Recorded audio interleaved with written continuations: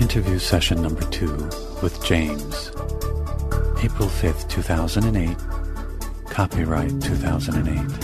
WingMakers. All rights reserved. Let's switch topics for a moment. I realize the heart has always been a factor in the WingMakers materials.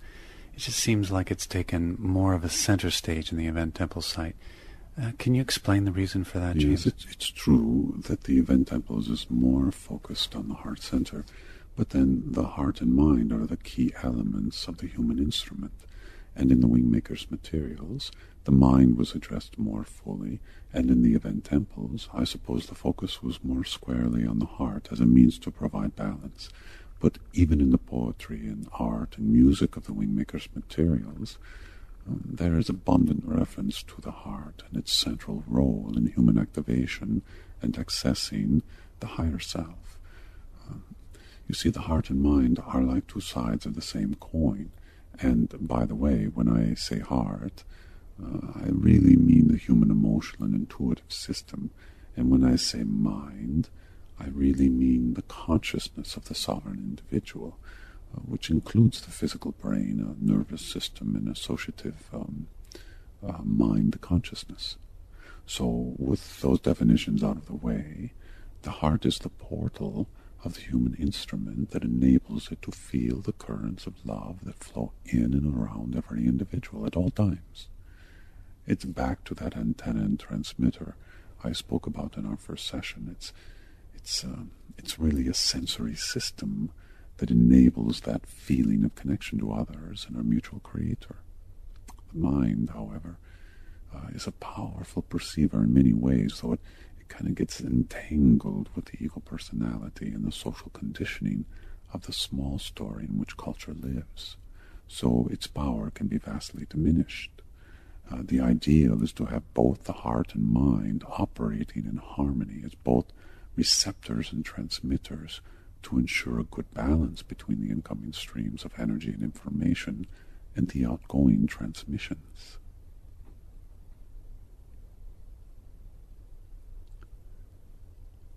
In the WingMakers terminology, this is akin to the Wholeness Navigator, that part that looks upon one's local universe and genuinely perceives it as a three-dimensional web connecting all life in wholeness. Now, the Event Temple's website and materials are really focused on presenting one angle on how an individual can live a love-centered life, but not for the reasons that it brings you spiritual knowledge or the security of good relationships or less stress, but rather to be responsible in helping humanity shift to a higher dimensional perspective amidst the tumultuous times ahead as we go through some of these birth pangs of a new humanity.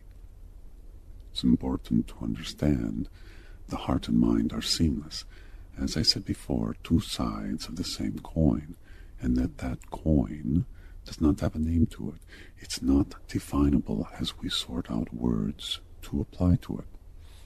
Paradoxically, it's wordless where its definition matters, and where it doesn't matter, it's called things like soul, an integral self, a mortal consciousness and spirit. But all of these words pin it down inside a box the moment the word is used to describe it. That's how the mind works. It places things inside a box that is of a manageable size and can be seen according to a three-dimensional reality.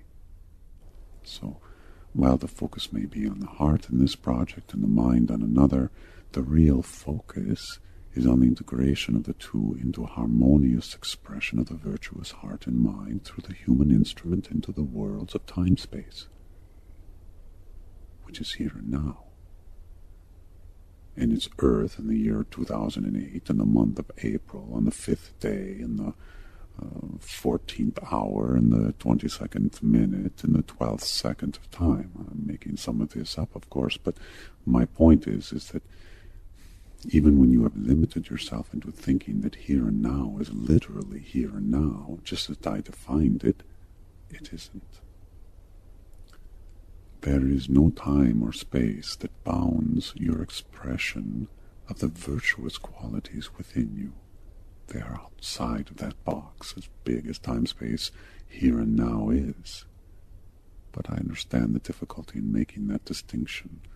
All that's really important is to know that when you transmit your love-centered life into your local universe, you are touching more than your local universe, and you are not locked inside the here and now, but can transmit into all time and even non-time.